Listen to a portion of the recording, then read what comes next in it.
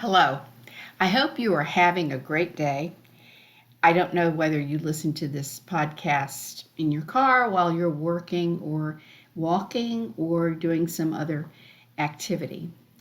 Today, it's just me, and I'm recording this on July 29th of 2026. I'm going to talk today about a book I recently read. It is not a recent book. It was published in 1953. The book is entitled The Go-Between, and it's by L.P. Hartley. You may be familiar with this book, you may not. I hope you'll enjoy my rundown about it, my analysis and review, and my thoughts. Stay tuned.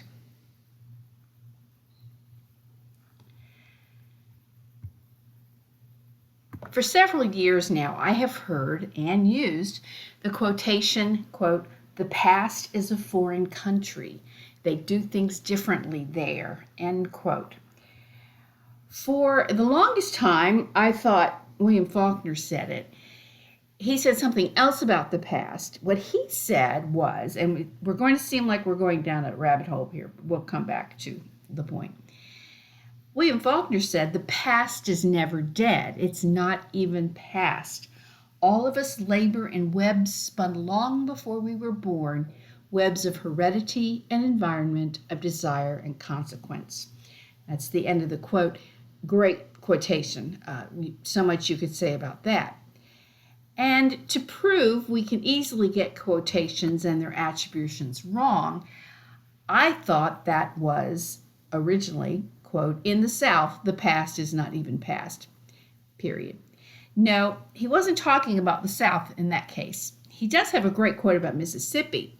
Quote, "To understand the world, you must first understand a place like Mississippi," period.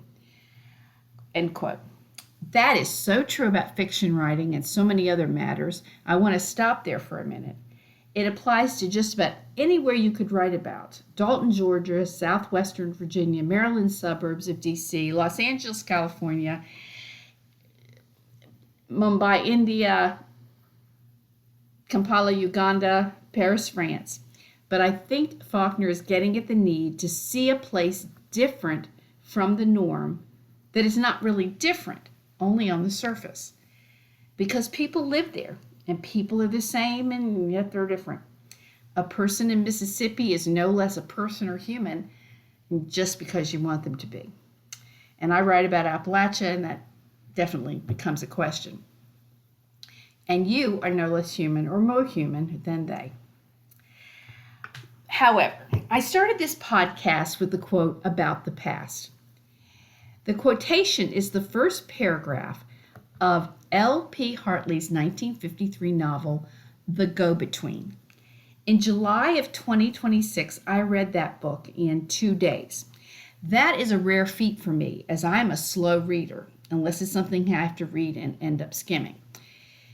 In reading it fast, I admit I probably missed some of its nuance. This podcast is about that book. It's an analysis, a meditation, but not necessarily a recommendation because I don't make recommendations very frequently. Someone talked me out of that in the past. I will address the book in a series of questions. Why the quotation fits? What is the book about? What does it mean? Why is it a good book and even an important one? And why I liked it. My first question is about the quotation. What does it have to do with the book? I don't know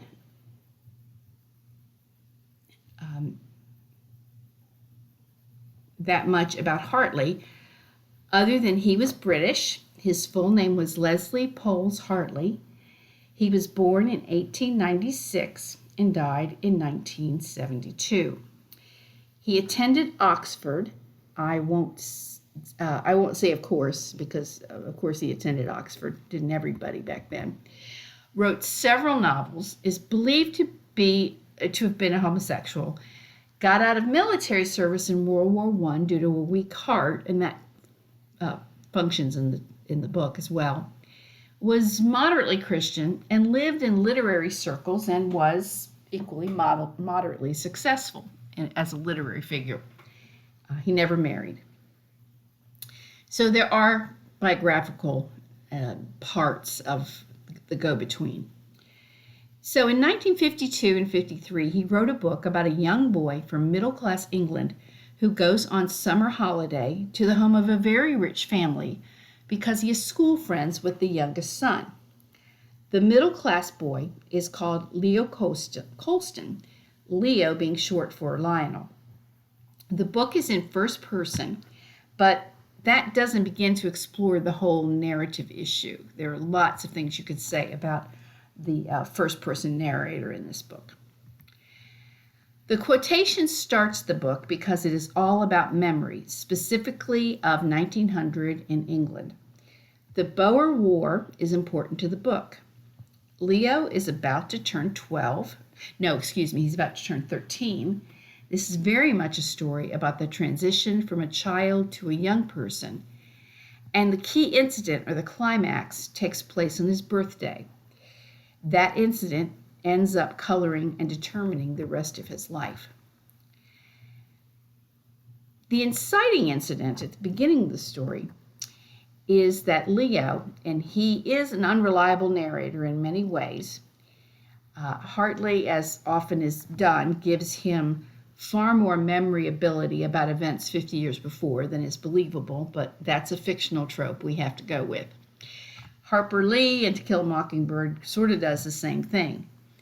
Not only do writers who embody the minds of children give them more memories than they possibly could have had, they often have understanding as a child simply would not have either. Harper Lee does this, but she does it without drawing us out of the story. So does Hartley, generally. The character Leo doesn't really understand much of anything. He definitely doesn't understand social class much, other than that he doesn't have as much money as the Maudsleys who he's visiting. He doesn't understand his mother, who's a widow, her feelings. He doesn't understand the Boer War, and he has no clue about sex or romance or even the basic facts of biology, which is a major part of the story. Choosing the first-person narrative always has strengths and weaknesses. The writer can really enter the mind of one person, but the others are going to be sphinxes largely, unless they reveal things through actions or things they say. That happens in the go-between. The adults in the story do things that we can only guess at their motives through most of the book. This behavior is mostly in regard to how they treat Leo, who is the friend from school of their youngest son, Marcus. But I'm getting ahead. The first chapter, after the famous quotation that does and does not define the book, is Leo, at age 64, 65, finding an old box of things his mother, now long gone, had kept. Quote, "When I came upon the diary, it was lying at the bottom of a rather battered cardboard collar box." End quote. He goes through the various pieces of his younger years, but his main focus is the diary, which he started in his first year of public school, which is really private school in England, at the age of 12. Now, I got to add something here. I've always wondered why private schools back then were called public in England, or at least traditionally. And so I asked the internet. Of course, I got an AI answer, so we'll go with it. And it said basically in the UK, elite fee-paying institutions like Eton College are called public schools because they were historically open to the public, meaning students from anywhere could attend, of course, if they could pay, rather than being restricted to a local area, a specific church, or owned for private property. So that's a very interesting take on the terms public and private in England versus here. In other words, they were boarding schools, basically. Now, for me personally, born and bred American, boarding schools are so incredibly cruel to me it's like parents are rejecting their children so they can play and be rich. And that, I know that's not the case, but it just seems like it. But in Leo's case, this is a big honor. His father has died, leaving his mother with limited resources, and he's able to go to boarding school with the richer boys. Leo is always conscious of his mother's limited funds and tries not to ask for things. But back to the first chapter. The diary is very important. Its frontispiece or fly page has a zodiac depiction on it. And Leo, as the 64-year-old who's looking back, uses the zodiac depiction as a springboard into his memory writing. The various characters that he will meet are symbolized in the zodiac characters. Specifically one, Marion, who is, ironically, as the story goes, going to be take over the symbol of the beautiful Virgo or Virgin in Leo's young mind, because she's very pretty and he's infatuated with her. The archer and the water bearer in the zodiac are seen as the two men in Marion's life, so to speak, but also men that Leo is going to look up to in the main story. Leo starts to read the diary from 1900, and he exposits a memory of the spring semester at the school. Some other boys find his diary and read it. They're kind of bullies, and they note that he used the word vanquished to describe an athletic victory over another boys' school. For some reason, this is considered pretentious, and he is unmercifully teased and bullied about it, particularly by two older boys. He decides to cast a spell on them, and the two boys, who are definitely troublemakers, decide to walk around on the roof of the school, and that's never going to be a good idea. So they fall off, and they suffer concussions and other injuries, and they're quite in bad shape. From this, Leo decides, well, he must have magical powers. Probably also he's inspired by the zodiac in this idea. His idea of being magical, which is another symbol of his innocent youth, but also the sense that children, which he still is, can have of being the center of the universe, follows throughout the story. He even brags about it to the adults. He gets other kids to believe it, and he tries to cast a spell later in the book to get what he wants or thinks that he needs. Old Leo goes back to reviewing his diary after remembering his magic career and comes to the entries about staying at Branham Hall, the home of his friend Marcus's family. The Maudsleys don't seem to own the home, but they're renting it in some fashion from a man named Lord Trimmingham, who is also visiting them. He is a viscount with a long family heritage, so they would have this large property.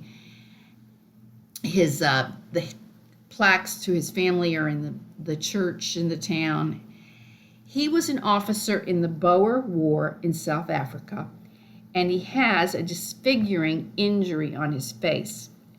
His Christian name, and that comes from the idea of christening, by the way, is Hugh, H-U-G-H.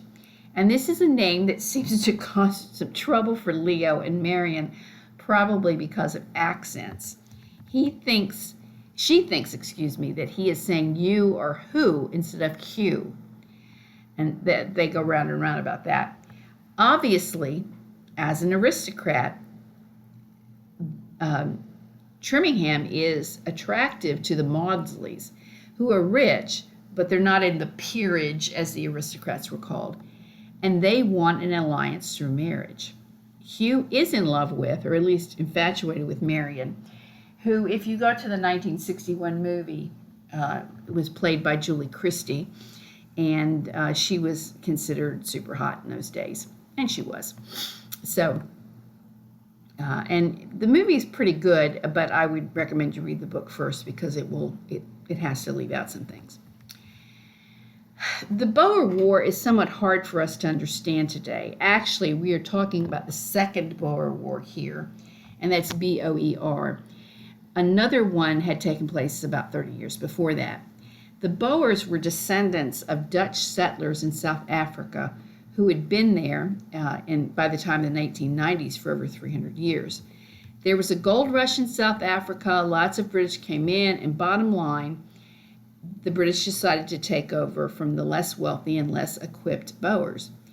It was sort of the colonists taking over the earlier colonists. And I'm making this very simple. There's a whole lot more about this you can read on internet, Wikipedia, but it's a very complicated situation.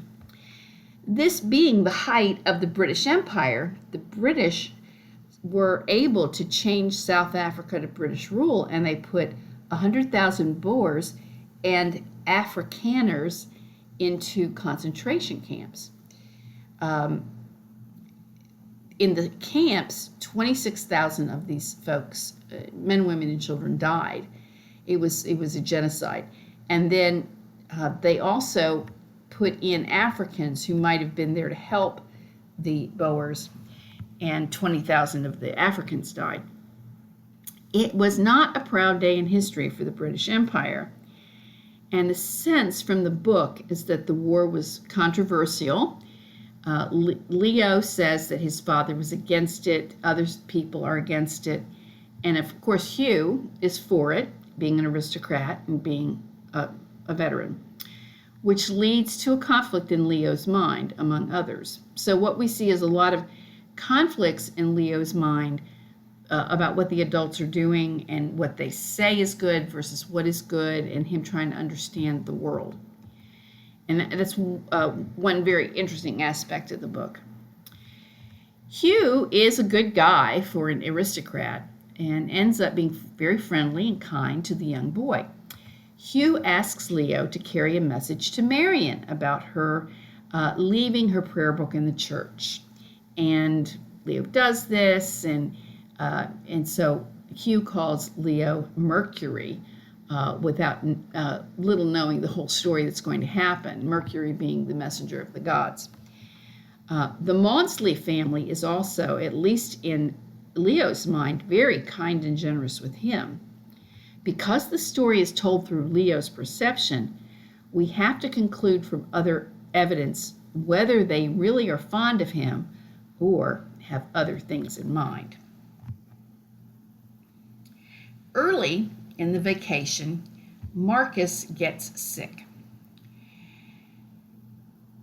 And since measles is a concern at this time, he is quarantined for some days, and Leo is left to his own devices.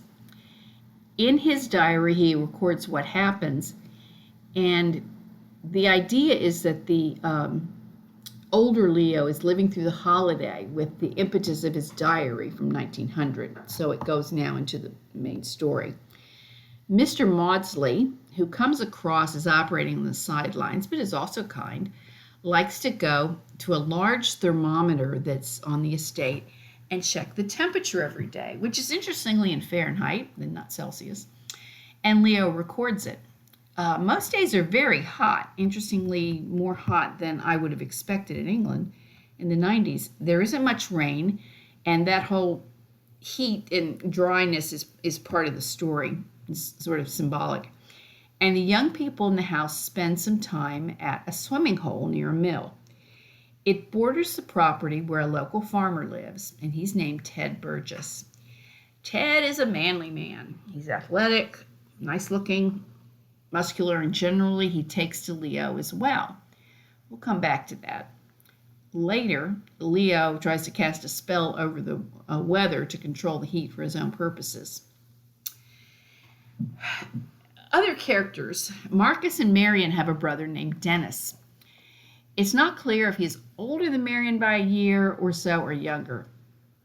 He's really a minor character.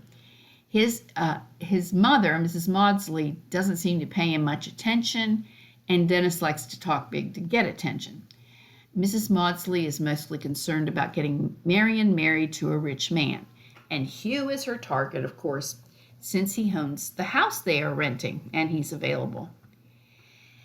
Keep in mind that aristocrats at this time weren't always rich and had to make marriages to get money if they wanted to keep their lands and houses, which looked beautiful in all photographs we see, but they were over time falling apart and they needed money to keep them up.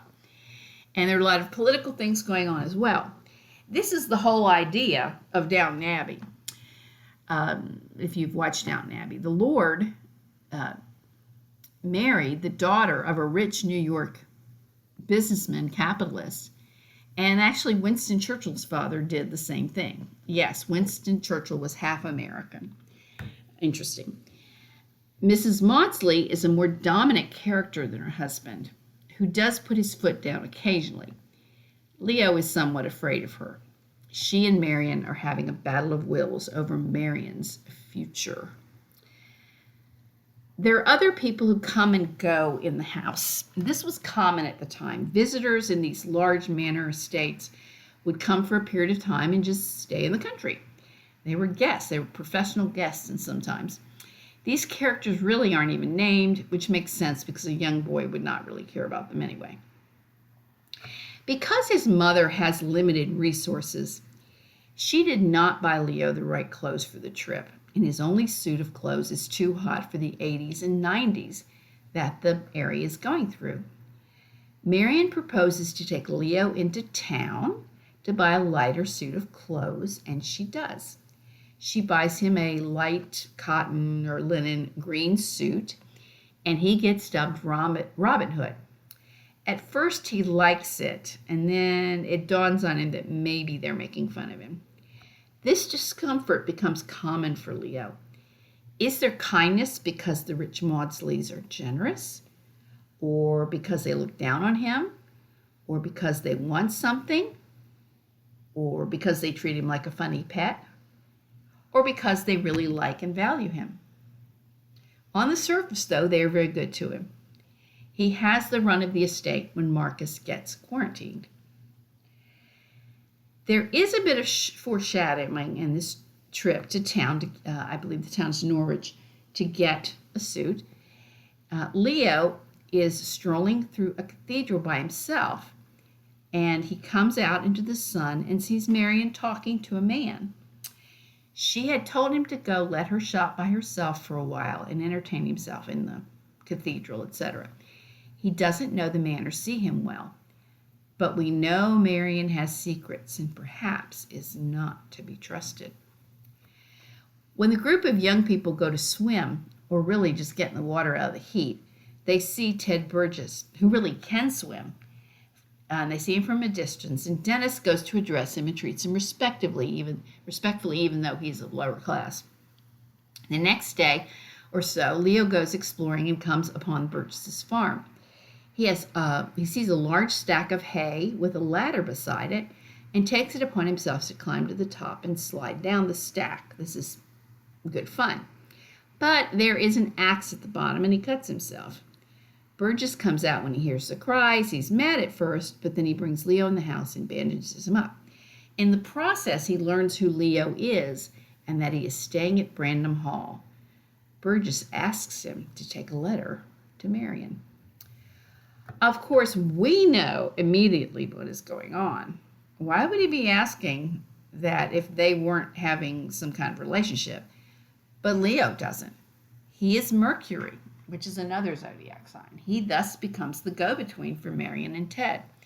The action takes place over a couple of weeks, but it becomes more difficult when first Marcus gets better and wants to be around Leo as he's trying to keep these messages going back and forth.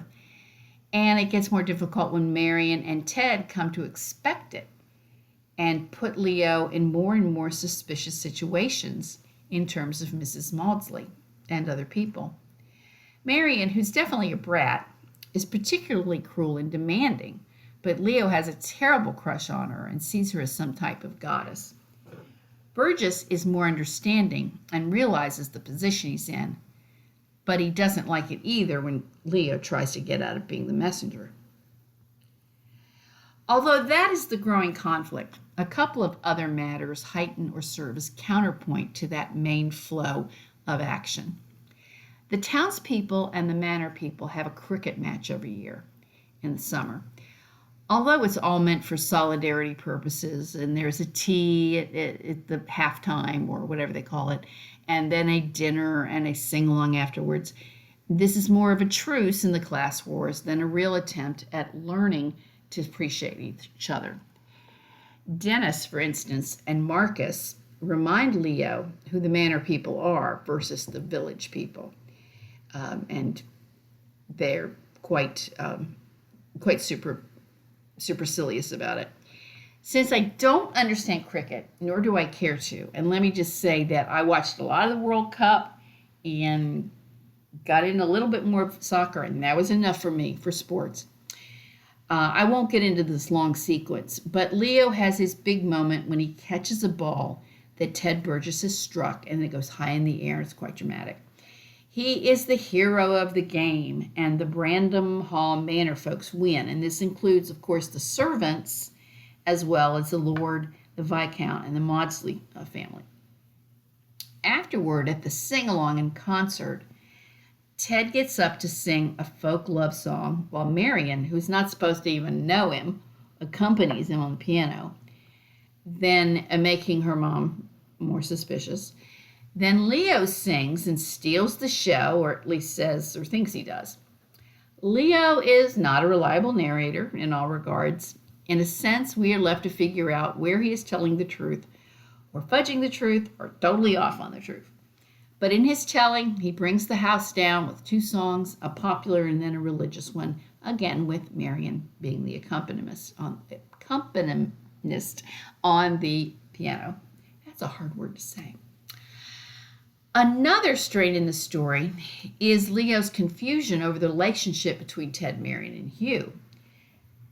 Hugh and Ted seem to be friendly. Towards the end, Hugh says he has talked Ted into going and joining the army to go to war, which is kind of odd why he would do that. This may or may not be fully true, and only something Hugh is saying because he suspects something and wants him out of the way. Marcus tells Leo the secret that Hugh and Marion are engaged and that it will be announced at a big upcoming ball. That is true, but Marion is hardly happy about it or committed to Hugh, obviously. Leo asks Hugh why one of the Viscount's names is missing from the wall in the church. Hugh tells a story of how that man, who from about 50 years before, was killed in a duel with a Frenchman over the Viscount's wife. Leo begins to fear that there will be a similar duel between the 2 men he looks up to, Hugh and Ted. Leo is, of course, also curious about sex, which he calls spooning. His father is dead, and his mother in that time would not talk to him about these things. And so what is it? What happens, he wants to know. Ted promises to tell him if he takes a message to Marion, but later he gets mad and refuses to. Leo is put into more and more awkward places in regard to Mrs. Maudsley and not being able to tell her the truth and being accused of ingratitude for their kindness. So you can see he's being used by these people. At one point, he finds Ted in his farmhouse cleaning his gun, which is foreshadowing. At another point, Marion does not seal one of the letters, and Leo looks at it, seeing it as clearly a love letter and not about business, as Marion insists. His dissonance and confusion grows and grows, but he has no way to come clean, confess, and make things right. By the way, the messages are about where and when they are going to meet to, spoon. That tends to happen in a shack or an outbuilding in the back of the estate of the house. And it's in this house, there's a shrub of nightshade or belladonna that's growing. And that, of course, is going to be symbolic. It all comes to a head, and this is the spoiler, on Leo's birthday, for which Marion has bought him a bicycle. And Marcus has told him about it, making Leo even more indebted. Through that day, lines get crossed, lies get told, and Mrs. Maudsley figures out what's going on, sort of. She knows Marion is lying and has a guy on the side. Marian has said she is visiting her old nanny in the village and is not at the birthday party. A servant is sent to fetch her in the carriage because a vicious storm has come up. The tensions rise, and Mrs. Maudsley is incensed when the servant returns to say that Marian had not visited the nanny that day. She grabs Leo, and through the storm, they go out to the outbuilding. Interesting, here is the last paragraph of that section and that part of Leo's life. Not a sound came from the forlorn row of huts, only the rain pattering on their battered roofs. I could not bear to aid in her search and shrank back, crying, "No, you shall come," she said, and seized my hand, and it was there we saw them, together on the ground, the Virgin and the water carrier, 2 bodies moving like one. I think I was more mystified than horrified. It was Mrs. Maudsley's repeated screams that frightened me, and a shadow on the wall that opened and closed like an umbrella. I remember very little more, but somehow it got through to me while I was still at Brandon Hall that Ted Burgess had gone home and shot himself. The rest of the novel is a 12-page epilogue about the remainder of Leo's life. First, he goes back to school about 2 months late, after what is perhaps a nervous breakdown, but what he has seen about what he has seen and gone through. The psychological shock of seeing the sexual acts of 2 naked people fully engaged in sex looks to him like some kind of umbrella image shadow on the wall. People puzzle over this image, but I think the point is he doesn't understand what he sees in a way he never does. In the epilogue, he confesses obliquely that he's never been with a woman. Leo, like Hartley himself, does not go to battle in World War I, but works in research. He is a lonely man, in this case Leo, scarred by the incident for life. It's not just that he happened on a couple in the act. That happens to a lot of children. It's bad enough, but not all children have far-reaching consequences. It was all the heightened tension around it, the social class conflict, Ted killing himself, Marian's betrayal, Mrs. Maudsley's hysterical reaction because she has a breakdown too, his own overwrought innocence and imagination. The fact that he's almost 13 and thinks he has magic powers deepens this sense that Leo sees the world and his place in it as special, and then that is, of course, exploded. Being the messenger gave him power in a way, but also exploited him as a powerless child. His exploiters are adults, rich and powerful, and they had no sense that their use of him was so unfair. They see him as an object, a servant, not a person. In the rest of the epilogue, 64-year-old Leo goes to see Brandon Hall after all those years. It is in 1952 or 3, a girls' school. This is after the war. A lot of the estates have been sold and used for other purposes because people can't keep them up anymore. Democracy and the business world and capitalism has made it so that people don't want to be servants for life. He asks around and meets the grandson of Marian and Ted. All that sex they were having had to result in a pregnancy, who is now Lord Trimmingham's, or Hugh's, heir. Hugh, in 1900, married Marian anyway, and Ted's son was their only offspring. Leo recognizes him as looking like Ted. It becomes clear rather quickly that now Lord Trimmingham knows what Leo knows and knows that Leo knows it. Leo asks about Marian. The heir says she lives in town, but he has little to do with his grandmother. In fact, he seems to resent her, as Leo portrays it. So Leo goes to meet Marian in her home. She's a very old lady now, in her 80s, whom now we see as a duplicitous piece of work. I ended up hating her so much by the last page. Basically, she says, people like me. People come from all over to see me, And those who don't just don't get it. Ted and I were lovers, but so what? He was weak to kill himself like that and not stand up to the shame. Hugh and I just went on living no matter what people said. She shows no remorse, just entitlement and narcissism. So I'm going to read a couple of passages here, one passage. Quote, "Isn't it rather dull for you, Marion," I said, "to be living here alone? Wouldn't you be happier in London?" "Alone?" she said. "Alone? What do you mean? But people come here in shoals.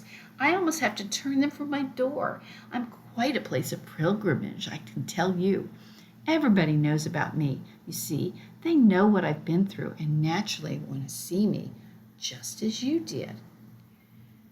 There is no reason to believe any of what she says is true, of course. She has not changed and has no remorse for betraying her fiancé, hurting her family, leading to her lover's death. She talks about her family as they were in 1900. "We were really a devoted family," she repeats, even though her action caused a permanent separation because her mother had to, quote, "move away." The implication is she is institutionalized. Both of her brothers were killed in World War I. She doesn't speak to her grandson and found her son and daughter-in-law dull. It is all about her. The last section is priceless. Marion wants Leo to meet her grandson for lunch and try to be the go-between for them. Leo leaves and stands in the street, thinking whether he should go meet the current Viscount, the grandson, with whom he had made a vague agreement to meet. He thinks about the depth of her self-deception, and yet he wants it to be true and to relive that role. The last paragraph is him standing there in the street, trying to decide what to do, still profoundly affected by what happened in 1900, 53 years before. I like this book because I think it aptly describes what that period of innocence before understanding is like. Leo is such a child. Has he ever really grown up? I remember some of that feeling. Can I call on some other force to help me get out of this predicament, to control adults, to get what I want? I like it because it shows the dark side of Downton Abbey. As much as I watch them, I get dreadfully tired of the romanticization of those 19th century manor houses. The rich, the servants, the clothes, the big hair, the mores, the condescension, the superiority toward the non-aristocrats. I like it also because it's well written. Although it is about 1900, the prose is from the 1950s and clear, propelling, fresh, and human. I like it because it's ambiguous. You read it and are not sure what Leo's next step will be at the end. You wonder why he couldn't get past the incident and have a happier life than he did. You wonder who the bad guys are, if anyone. Marion, it's easy to pick out. We don't know how much she managed to get caught up with we don't know how she managed to get caught up with Ted in the first place. He's just a local farmer. She's being pushed into a marriage for prestige and money. However, she would not have been happy as a farmer's wife, and it's ludicrous to think so, or for her to think so. So she's just using him for sex, apparently, and as something in the place of the man she doesn't want to marry. Ted is caught in the middle of his love and lust too, but he seems to care for Leo. He at least doesn't buy him expensive presents to cover his track. Hugh, seemingly the good guy. They have no other children, he and Marion. Leo wonders if his wounds from the war are not confined to his face. Does he take advantage of the situation and marry Marion anyway? And Leo, he's not a bad guy, but why did he never get past this? I also like it because it's a portrayal of deception, deception, betrayal, exploitation, love, and selfishness. So do I think it is important? It is not on the level of Brothers Karamazov, Anna Karenina, or Middlemarch, which I hope to read soon. My copy I have of Middlemarch has the tiniest print in the world, so I've got to find some way to get around that. The novel is not complex, really, with multiple subplots and philosophical discussions like those books have. It sort of introduces but skirts the issues of class and war, but it would have to. The narrator is speaking as a 12-year-old boy. That part is complicated, since the narrator is 64, but still thinking like a child. Does the book live up to its first line? Let me put it in my version. Quote, they do things differently in the past, so differently that it is a foreign country. End quote. Is that a judgment or just an observation, and how true is it? What was so different about 1900 versus 1953 for Leo? It was Leo's past, not all past, perhaps. Is our own past a foreign country to it? What does the line even mean in the context of the whole novel? I do think this would be a good book for readers group that want to stay away from the New York Times bestseller lists or Reese Witherspoon's book club. If you want something different, I do think it is worth reading in a modern British lit class as a doorway to England in the 20th century. It opens itself to many questions and points of discussion. Thank you for listening to this solo podcast of Dialogues with Creators, where I have dialogued with a book created by Leslie Poles Hartley in 1953. Have a great day.